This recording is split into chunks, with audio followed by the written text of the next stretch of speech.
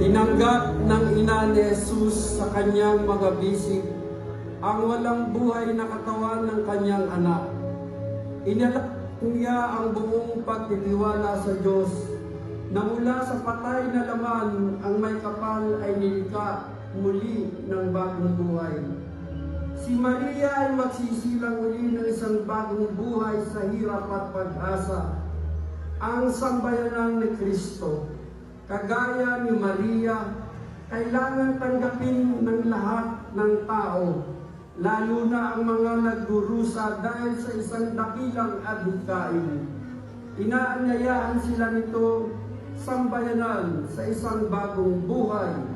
Ang kanilang pagtitiis kapag nagsasabuhay ng pagkakaisa at pananampalataya ay nagiging daan tungo sa isang bagong sambayanan ng Diyos.